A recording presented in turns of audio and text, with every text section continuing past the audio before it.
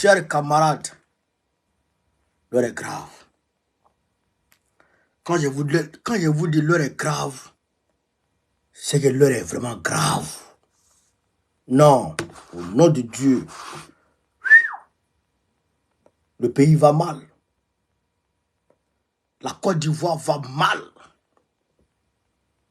Au même moment, Ibrahim Traoré est en train de faire des merveilles. Des merveilles pour son pays. Au même moment, le président Tchani, non, il envoie les cargos. Les cargos avec les équipements militaires. Assimi Goïta attaque le dialogue. Non, chers camarades. Mais la Côte d'Ivoire a manié. A manié, fait. Check, mais d'avant d'entrer dans le sujet, le 11 mai, parce que, attends, je vous dis une chose, chers camarades. Le 10 mai là, allons-y à l'Ivoire. Allons-y à l'Ivoire le 10 mai. Le 10 mai. Moi, je serai à l'Ivoire. Il y a là pour mon billet. Je serai à l'Ivoire le 10 mai. Hey! Non, il faut qu'on remplisse l'Ivoire. Il faut qu'on leur mette plein la vue. C'est véreux de RDR. Il faut qu'on leur mette plein la vue. Après le 10 mai, on s'en va le 11 mai à Lyon pour aller charger encore, pour aller remplir là-bas. Prenez ce numéro pour ceux qui veulent aller à Lyon à partir de Paris. Prenez ce numéro 07 84 89 40 75. 07 84 89 40 75. Vous appelez pour vos tickets pour aller à Lyon. C'est 40 € aller-retour. On va aller en car. Lyon. J'arrive, hein. On arrive. Voilà. Chers camarades peu d'Afrique, quand on a dit ça, on revient maintenant à la réalité. Notre pays, la Côte d'Ivoire, va mal. Camarades, pompez les cœurs, partagez. Vous savez qu'on est signalé là. Pompez les cœurs, partagez. La Côte d'Ivoire va mal. C'est ténébrement qui met loi en Côte d'Ivoire maintenant. C'est lui. Non, ça me fait mal. Tiens, quel chaud. Faut qu'il boive de l'eau. Tiens.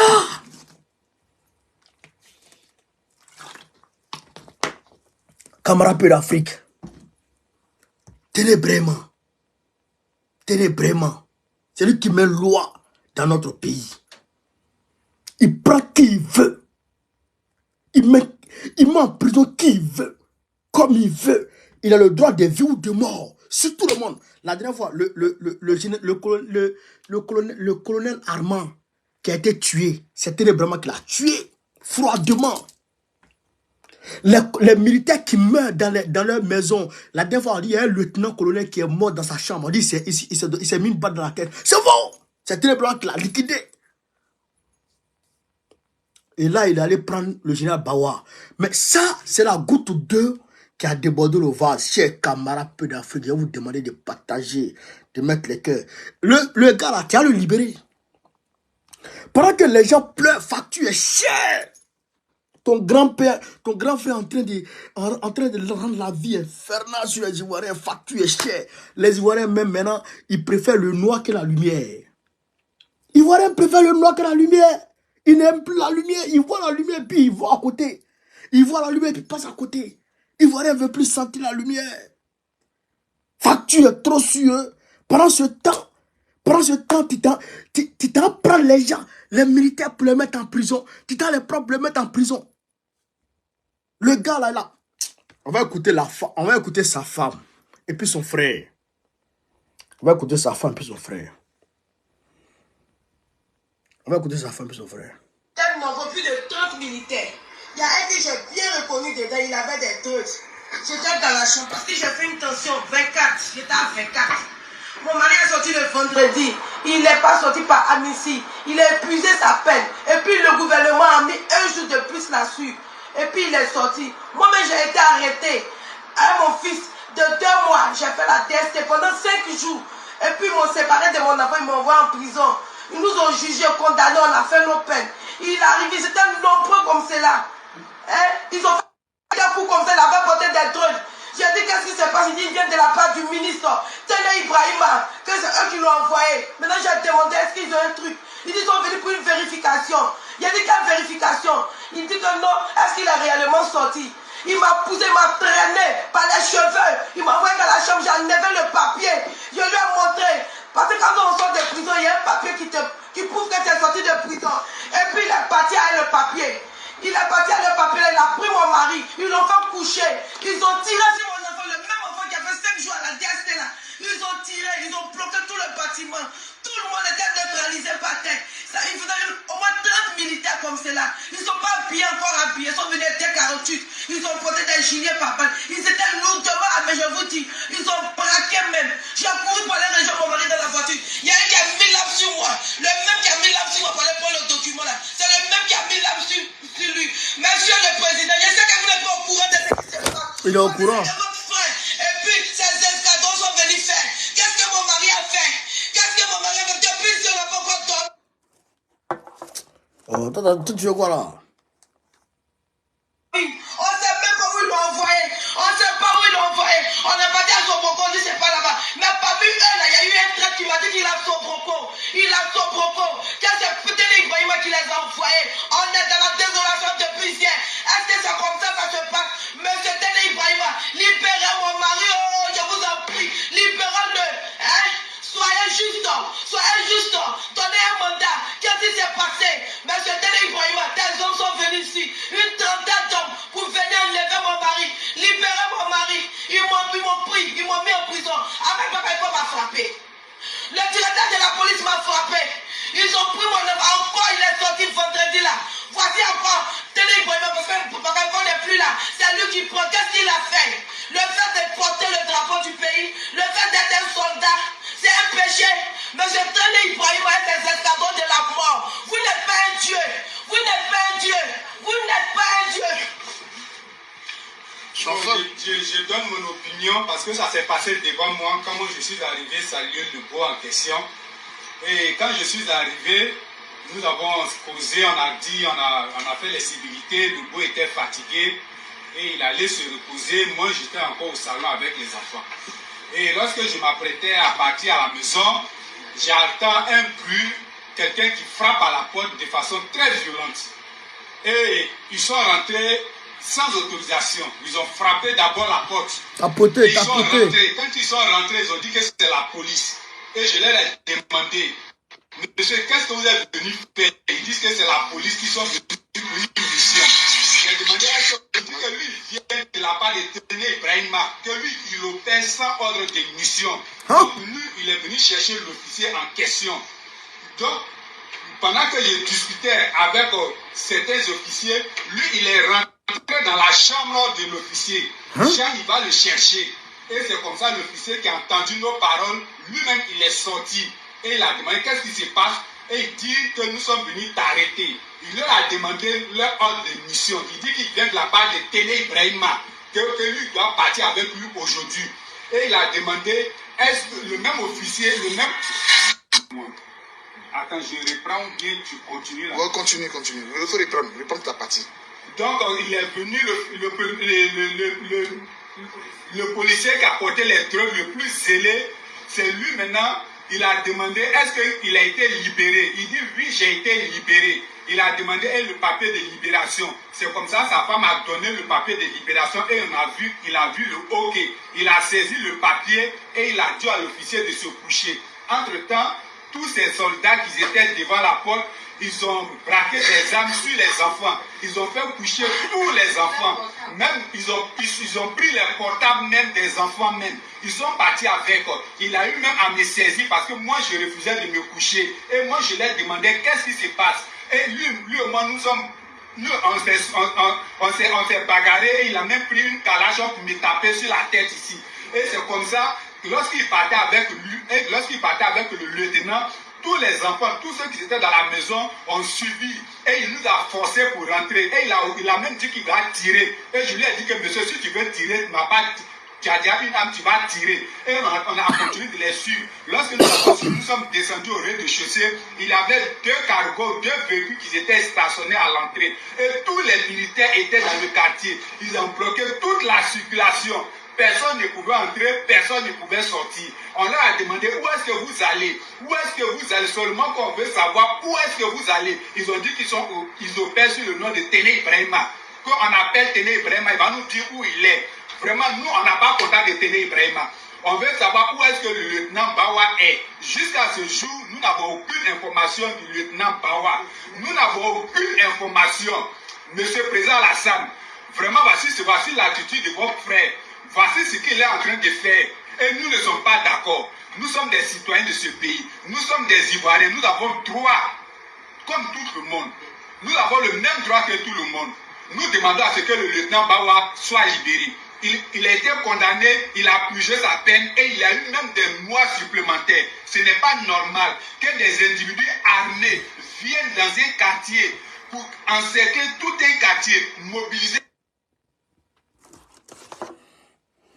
dans un appartement où il y a des enfants, braquer des armes sur les enfants. Ce n'est pas normal. Nous ne sommes pas dans un état de droit. Si c'est cela votre état de droit, monsieur le président, moi je suis désolé, revoyez votre politique, que votre petit frère se ressaisisse. Vraiment, nous on vous demande pardon. Ramenez le lieutenant Bawa Félicien, il a fini sa peine, il a été libéré, il n'a pas été gracié, il n'y a pas eu de négociation. Vous devez le ramener, c'est un saut. C'est ce que je tenais à vous dire. Merci.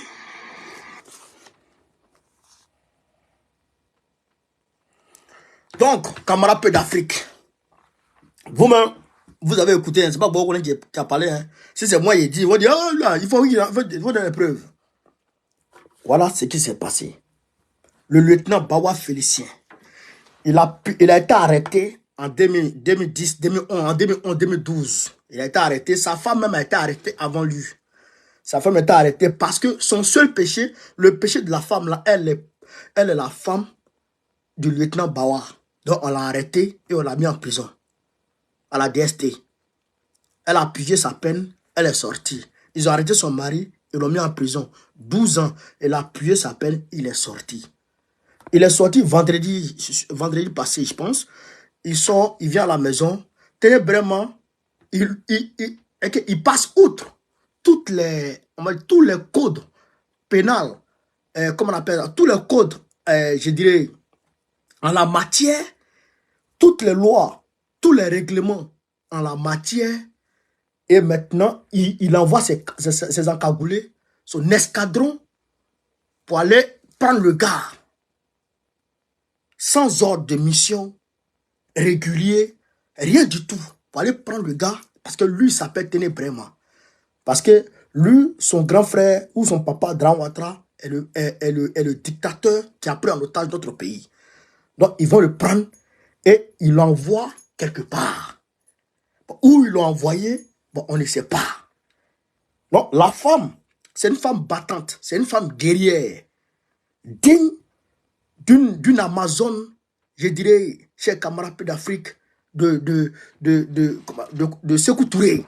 Donc, elle et puis son frère là, ils ont suivi, ils sont partis comme Sebroko pour aller demander est-ce que son mari est là. Et ils ont dit que son mari n'est pas là, qu'elle a appelé Téné Ibrahima. Comme elle n'a pas contact de Téné Ibrahima, elle s'est renseignée. Les gens ont dit que vraiment il est au Sebroko. Alors que c'est au Sebroko là-bas qu'on envoie les gens, que Téné Ibrahima envoie les gens pour aller les torturer. C'est là-bas qu'il envoie les gens pour aller les torturer, pour les massacrer. Donc voilà, aux yeux de la communauté internationale, aux yeux des Ivoiriens, aux yeux de tout le monde, comment Téné Ibrahima se comporte vis-à-vis des Ivoiriens en Côte d'Ivoire. Voilà comment il se comporte. Voilà comment Téné Ibrahima se comporte. La Côte d'Ivoire n'est plus un état de droit. La Côte d'Ivoire n'est plus un pays. La Côte d'Ivoire n'est plus une république. La Côte d'Ivoire est un ghetto. Un ghetto de vendeurs de drogue. Marseille, quartier nord. C'est comme des quartiers nord de Marseille. C'est comme, je dirais, Soweto. C'est comme, je dirais, frère, c'est comme, je dirais, hein, à Sinaloa. C'est comme Sinaloa. Ouais. Où les gangs. Mais je dirais, même Haïti est mieux que Côte d'Ivoire aujourd'hui. Où les gangs font leurs lois. Où les bandes armées font leurs lois. C'est comme ça que notre pays est devenu aujourd'hui. Se permet de faire ce qu'il veut dans notre pays. On ne peut pas accepter ça. Tu as libéré Morola. Lieutenant Bawala, tu as le libéré. Les autres là, tu les casses, tu ne t'as pas les tuer. Lui là, de toute façon, il a tué nos frères dans l'armée. De toute façon, il a tué nos frères dans l'armée. Empoisonnement là, c'est parce que les Ahmed Bagayoko, les Amadou Bonko, ont été empoisonnés que l'empoisonnement est sorti. Sinon, en réalité, en sourdine là-bas, dans les camps là, de toute façon, il a empoisonné les gens. De toute façon, il a empoisonné les gens très vraiment. Tu ne peux pas imaginer. Chers camarades peu d'Afrique, partagez la vidéo, mettez les cœurs, mettez les cœurs, mettez les cœurs, mettez les cœurs. Depuis quelques mois, chaque jour, chaque moment, on apprend qu'il y a un militaire qui est mort, il y a un policier qui est mort, il y a un ceci qui est mort, il y a un ceci qui est... Toujours. Le lieutenant Armand, le capitaine Armand, on a vu, tout le monde a vu pour le capitaine Armand ici. Ils l'ont torturé à mort au Sebroko. Ils l'ont torturé à mort.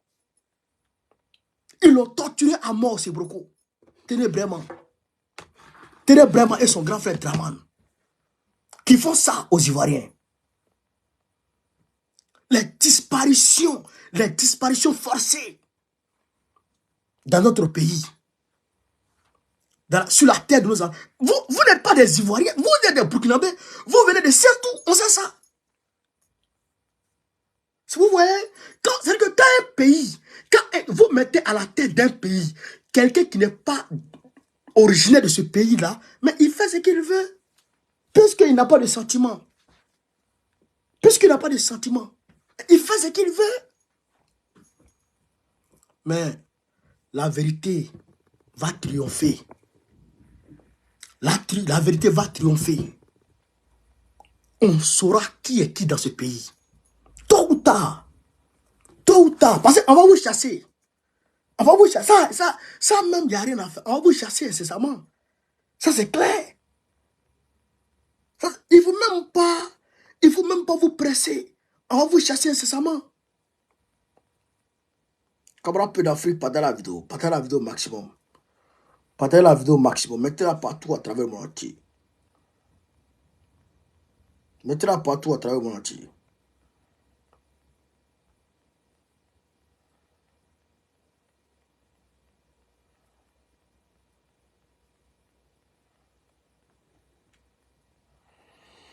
Donc, on va vous montrer ici le capitaine Ibrahim Traoré. Nous avons lancé donc... Non, d'ailleurs, même avant d'aller au Burkina Faso, on va vous donner 2 informations sur la Côte d'Ivoire. Il y a un truc ici, là. Voilà. Les engins à 2 roues, les motos, là, quand ils parlent aux Ivoiriens, souvent, ils ne croient pas. Quand j'ai dit que les wotros, là, ils vont interdire les wotros à Abidjan, il y a beaucoup qui ne me croyaient pas. C'est pas venu. Quand j'ai dit qu'ils vont chercher les mendiants, c'est pas arrivé. Hein? Bon, les motos là, ils vont interdire ça à Cocody. Ils vont interdire les motos à Cocody. Ça a commencé à Cocody, puis ça a fini dans tout Abidjan là. Il n'y aura plus de moto. Les livreurs là. Bon. Vous allez livrer maintenant à pied. Ou bien vous allez prendre Woro pour aller livrer maintenant. Vous avez compris? Donc, si vous êtes malin, préparez-vous à rentrer en grève. Ou préparez-vous à des manifestations. Parce que même à Paris, dans le 16e arrondissement, au cœur, 16e, 8e, frère, au cœur de Paris, nous, on livrait là-bas à moto, en scooter. Moi, j'ai livré là-bas en scooter. Même aujourd'hui, les enfants vont, les jeunes, les frères livrent là-bas. À vélo, à moto, Paris. Cœur de Paris, 16e arrondissement, 8e arrondissement, 15e arrondissement. Vous comprenez ça? 17e. Les quartiers les plus, je dirais, les plus huppés de Paris. Aux Invalides. Invalide qui est invalide là. Nous, on va devant l'hôtel invalide, les hôtels qui sont là. Nous, on va à une moto. Et puis, on garde moto à côté. On garde scooter à côté. Et puis, on rentre. Et puis, on s'en va livrer là-bas, dans les vrais hôtels. On s'en va livrer aux grandes personnalités. Et quand ils te donnent pour boire. Maintenant, Cocody, on ne peut pas livrer. On ne peut pas rentrer à une moto. Pourquoi vous aimez? Pourquoi pourquoi vous n'aimez pas les Ivoiriens? Pourquoi vous n'aimez pas les êtres humains? Même Manhattan, même Washington, on livre un moto là-bas. On livre un moto là-bas. On livre à côté de moi ici. On livre ici. Quand je vais manger, puis il est tard, quand je vais manger, je prends mon téléphone, je commande. Et puis le livreur vient, il vient dans ma porte. Puis moi, il descend, puis il va récupérer ma et lui, puis il m'a. Les gens livrent là, ça vous dérange. Les gens travaillent là, ça vous dérange. Les gens font autre, ça vous dérange. Les gens vont vendre à la sauvette. Ils vendent leurs habits sur la tête. Vous avez cassé leur magasin. Ils prennent leurs habits, ils vendent un peu là. Ça vous dérange. Vous voulez qu'on fasse quoi? Aidez. Que voulez-vous qu'on fasse dans ce pays? Que voulez-vous qu'on fasse dans ce pays? Vous augmentez facture. Vous augmentez facture. Vous cassez les commerces. Vous cassez les maisons des gens. Vous allez augmenter facture de l'eau encore. La vie est chère. Vous augmentez tout sur les Ivoiriens. Et maintenant, vous ne voulez plus qu'ils travaillent? Vous ne voulez plus qu'ils travaillent? D'accord. Mais je demande au livreur, préparez-vous, hein. Ça va arriver. Je vous le dis, ça va arriver. À coup sûr. Diomaye Faye s'en va en Côte d'Ivoire demain. Bassirou Diomaye Faye s'en va à Abidjan. Il s'en va en Côte d'Ivoire demain. Ça se voit à Draman. Je vous ai dit que Bassirou Diomaye Faye, il est parti, il allait, je pense que sa première visite était en Mauritanie. Après la Mauritanie, pays frontalier bien sûr, il allait en Gambie. Après Gambie, il allait en Guinée-Bissau, Chambalo là, il allait là-bas. Après en Balo, il va aller en Côte d'Ivoire. Maintenant, après la Côte d'Ivoire, probablement il ira au Mali et la Guinée-Conakry. Donc, il est en train de visiter ces pays frontaliers, les pays de la sous-région. Mais je pense que la Côte d'Ivoire, là, c'est par rapport au franc CFA. Parce qu'ils ont un plan de sortie de franc CFA. Voilà. Ils ont mis en place un mécanisme de sortie de franc CFA. Vous avez compris? Donc, ce plan de sortie-là, je pense que c'est ce qu'ils se vont proposer. Ils vont montrer à Alassane Ouattara. Vous avez compris? Donc, ne vous méprenez pas sur sa visite en Côte d'Ivoire. Vous avez compris? Ok. D'accord. Donc, maintenant, on va aller très rapidement.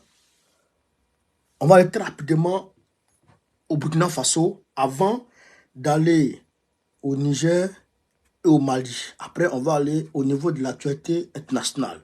Donc, je vous demande de partager au maximum, de mettre la vidéo partout à travers le monde entier, chers camarades peu d'Afrique. Donc, on va écouter sur le capitaine Ibrahim Traoré. Deux grosses opérations l'année passée, l'offensive agro-pastorale et aussi l'initiative présidentielle pour l'autosuffisance alimentaire. Le ministère avait déjà engagé un processus de labour gratuit de 64 000 hectares dans toutes les régions. En plus de ça, donc, nous avons décidé d'acquérir environ un demi-millier de tracteurs. Pour cette saison, il faut le dire que ces tracteurs seront utilisés pour labourer gratuitement les terres pour cette saison pluvieuse qui va commencer. L'objectif, c'est de vraiment accroître et atteindre l'autosuffisance alimentaire. Ce qu'il faut peut-être préciser, c'est inviter la jeunesse à aller rapidement défricher les champs, parce que il y a des points focaux dans chaque province qui sont nommés par le gouverneur, en plus donc des chargés de mission au niveau des régions. Prenez contact lorsque vous avez des grandes superficies. À défaut, il faut vous mettre en coopérative pour avoir des grandes superficies et ces tracteurs sont là pour labourer gratuitement les champs cette année. L'accompagnement donc par les semences améliorées et l'engrais qui est aussi disponible, qui sera subventionné. Regardez les tracteurs là. Je vais d'ailleurs essayer de voir s'il peut attraper le nombre de tracteurs. Je vais essayer de voir s'il peut attraper le nombre de tracteurs. Voilà. Il y a 400 tracteurs. 400 tracteurs. 710 motopompes. 710 motopompes. 714 motos agents terrain. Les motos des agents là. 714 motos agents terrain. 1000 tonnes d'aliments, poissons. 1000 tonnes d'aliments poissons. 239 motocultures. Les machines qui plantent, qui sèment là. 68,964 tonnes d'engrais. 10 000 litres de produits phytosanitaires. 18 000 tonnes de semences végétales. 2300 tonnes de semences fourragères. Ça, c'est eBay, ça. Et il dit les tracteurs, pour cette année, vont labourer gratuitement les champs des Burkinabés. Est-ce que vous avez compris ça même? Est-ce que vous avez compris ce qu'il a dit? Cette année-là, il invite les jeunes à rentrer en brousse, à se mettre en coopérative et à prendre de grandes surfaces, de grandes superficies pour, on va dire, essayer d'enlever les arbres, essayer de, voilà, de débroussailler très rapidement et puis les tracteurs vont venir labourer, permettre aux gens de s'aimer. Est-ce que vous avez compris ça? Gratuitement, gratos.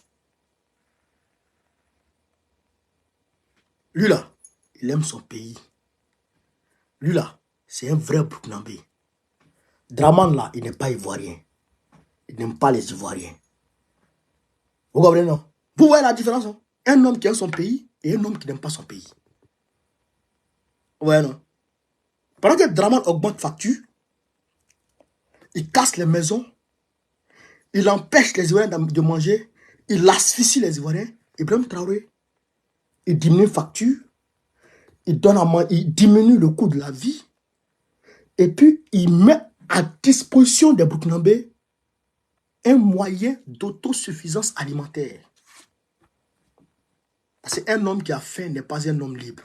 Et ils ont compris ça. Alors que c'est Oufoué Boigny qui a donné ce proverbe-là. Lui, là, il aime son pays. Là, c'est un vrai patriote. Dramane, c'est un maudit. C'est un criminel, un sataniste. Un démon. Il n'est pas ivoirien. Il n'aime pas les Ivoiriens. Vous avez vu, non?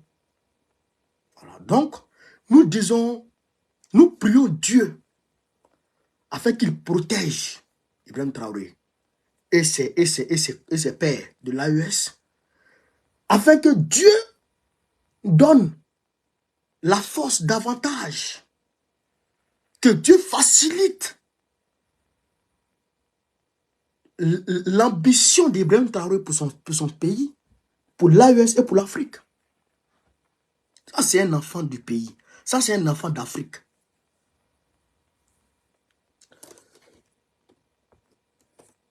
Tapoter. Ils sont en train d'amener les restrictions là, sur mon TikTok là. Tapoter, mettez les cadeaux. Vous comprenez ça? Vous comprenez ça? C'est ça la différence. Donc, nous prions Dieu pour ce monsieur. Ibe, Inicheni Bradji, merci beaucoup. Ibarka, merci infiniment. Ouais. Non, mais c'est un 10, c'est un 10. Voilà.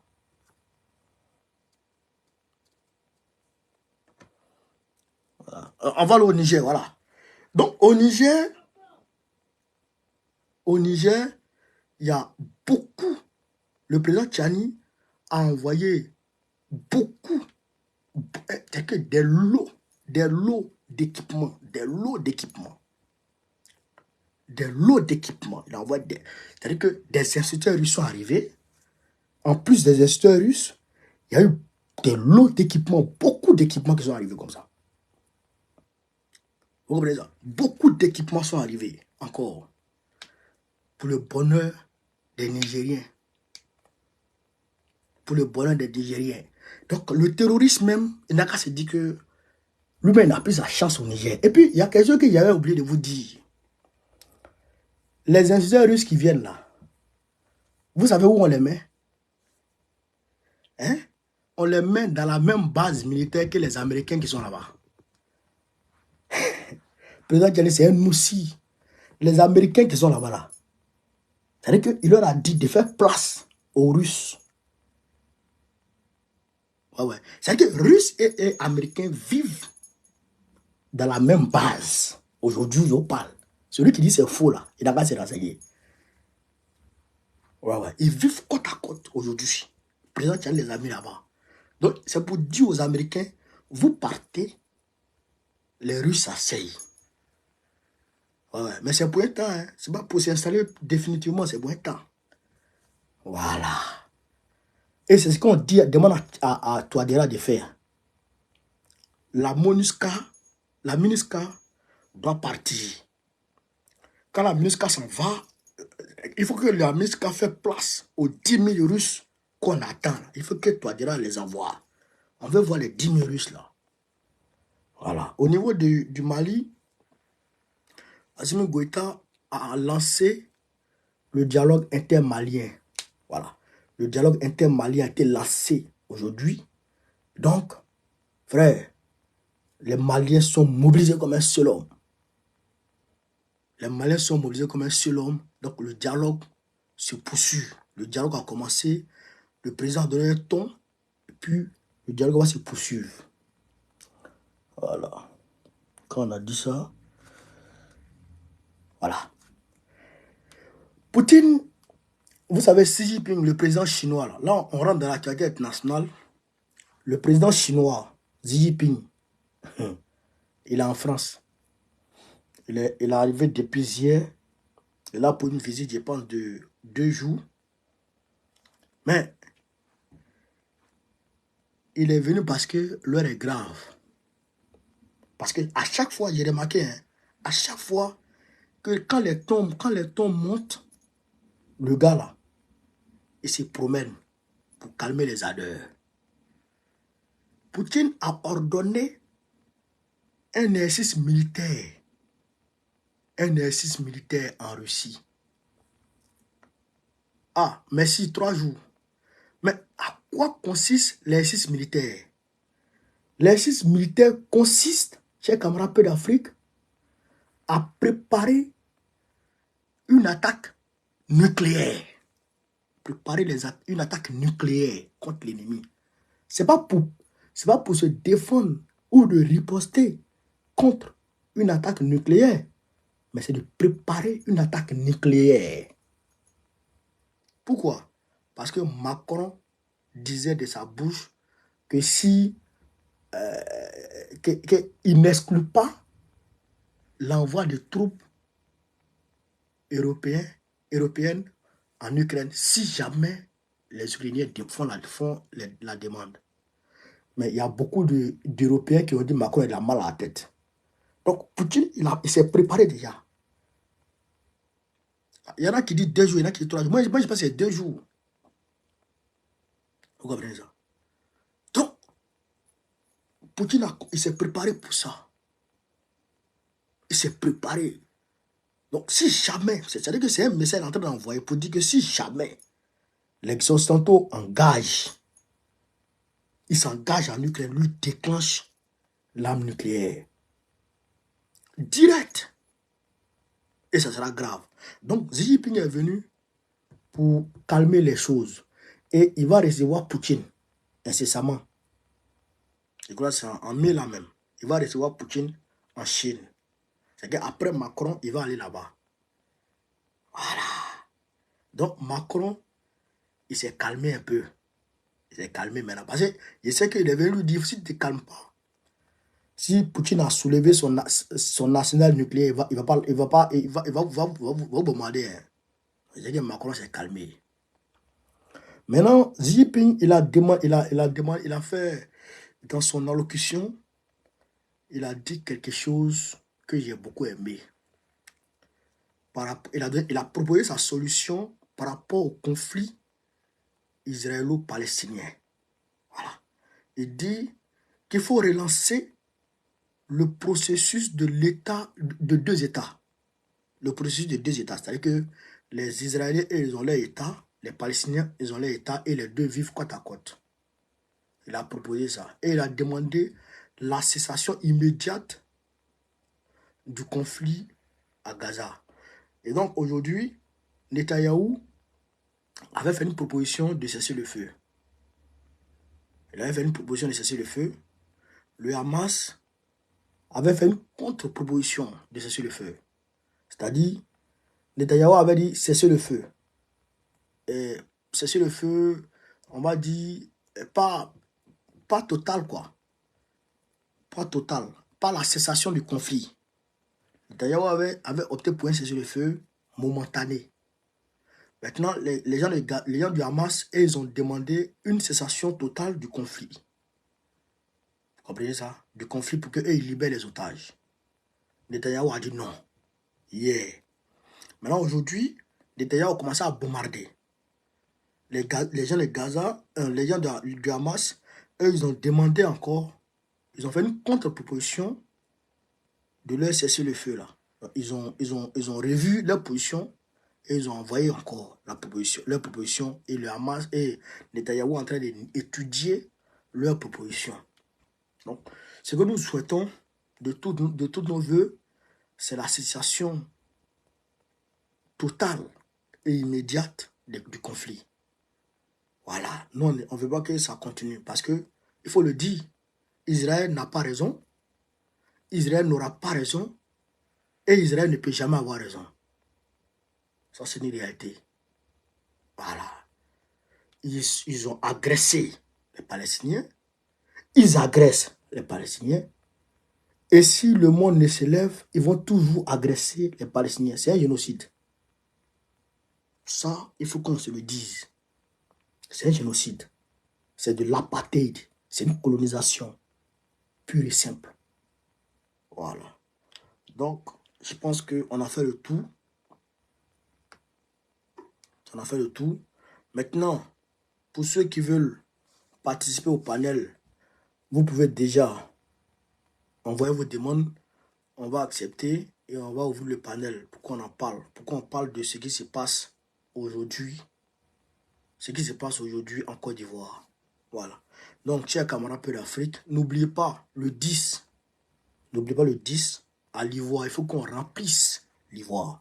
Pas l'Ivoire seulement, même les artères qui mènent à l'Ivoire. Il faut que tout soit rempli. Il faut que le monde entier sache que Gbagbo Laurent se déplace le 10. Et le 11, on s'en va à Lyon pour aller dire oui au président Gbagbo là-bas aussi. Donc, sur ce, vive l'Afrique libre, vive le panafricanisme, vive tous les présidents panafricains. Gbagbo, président de Côte d'Ivoire 2025, Inch'Allah. Merci les gars, on est ensemble.